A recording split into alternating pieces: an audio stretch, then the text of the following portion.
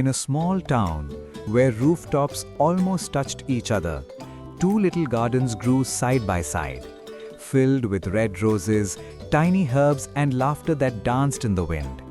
In one house lived a girl named Gerda, bright-eyed and warm-hearted. In the other lived Kai, cheerful and brave, with a smile that could melt any sadness. They were neighbors, but more than that, they were best friends. They talked through their attic windows, whispered secrets over rose petals, and played games until the stars blinked awake. "Look, Gerda, my rose is blooming first," Kai would shout. Gerda would laugh, "Only because you sing to it every morning." Winter came softly that year, covering rooftops with sparkling snow. Still, Gerda and Kai played together, building snow castles and racing sledges across icy lanes. They promised they would always be friends, always protect each other, always share every adventure. Neither of them knew a shadow was watching from the far white sky. One snowy afternoon, Kai took his little sledge to the town square. The wind howled, snowflakes danced wildly, and suddenly a huge white sleigh rushed past him like a storm cloud. Kai's eyes shone. "What a fast sleigh! I'll tie mine to it and fly like the wind." He jumped forward, tied his sledge, and laughed as they sped faster and faster. But the sleigh did not slow. The air grew colder, colder, sharper than knives. A tall woman dressed in glittering snow turned her face toward him. Her crown shone like frozen stars. Her eyes were pale and empty. It was the Snow Queen. "Poor boy," she whispered softly. "You are freezing. Let me help you." She kissed his cheek. Suddenly, Kai felt no cold at all. No fear, no warmth, no love, nothing. She kissed him again. Memory slipped away like melting snow. Gerda, roses, laughter, all vanished. Kai stared at her like a lost puppet.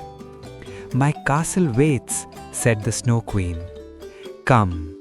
And Kai stepped onto the sleigh, leaving his little sledge behind, leaving his friend behind, leaving his heart behind. The white storm swallowed them. Days passed, then weeks. Gerda waited at the window. "Kai, where are you?" she called. No answer. She searched streets, rooftops, riversides. She asked the baker, the postman, the milkmaid, even stray cats and sparrows. Nobody knew. One night she cried under the moon, tears shining like pearls. A black crow hopped beside her. "I know of a pale boy taken by a queen of snow," he croaked. Gerda gasped, "Take me there, please." "It is far, dangerous, cold," warned the crow.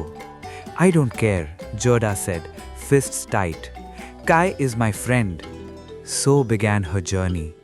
She crossed forests where wolves howled, rivers frozen like glass, and lonely fields where wind screamed. She met kind people who gave her bread and warm coats, and cruel ones who laughed at her hope. Still she walked, step after step, heart burning brighter than fire. Months passed, shoes tore, hands bled, tears froze, but Gerda never stopped. Gerda met many strange helpers along her path. A kind old woman gave her warm mittens. A talking reindeer carried her across a frozen lake. A wise woman whispered, "Love is stronger than magic." One night, bandits captured her. Their campfire roared, knives flashed, and Gerda trembled. But a little bandit girl saw her courage and freed her.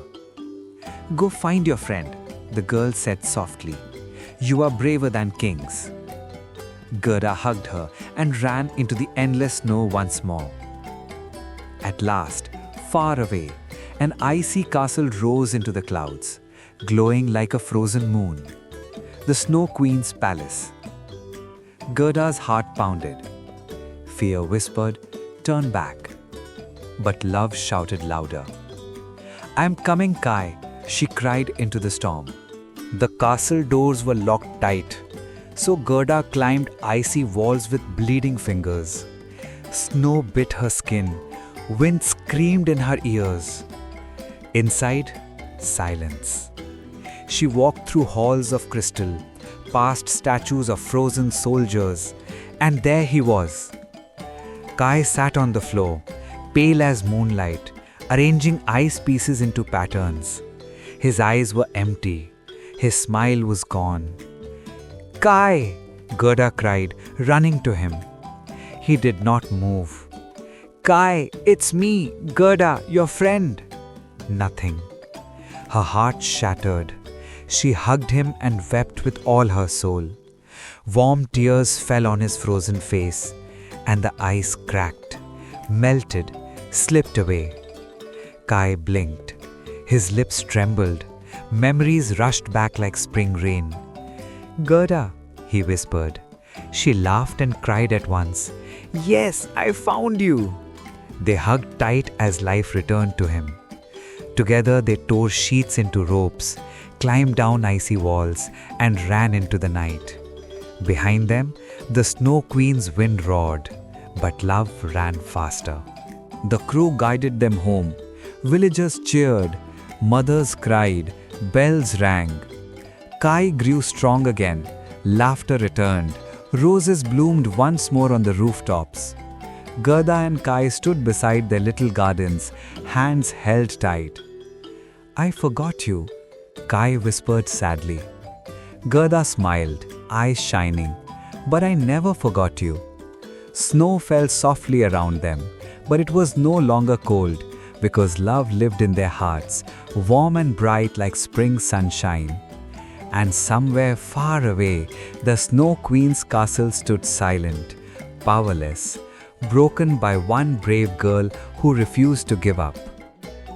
Gerda and Kai stayed best friends forever, their story whispered in every winter wind, a tale of courage, loyalty, and love that melts even the coldest ice. And whenever roses bloom in snow, people smile and say, "A brave heart saved a frozen one."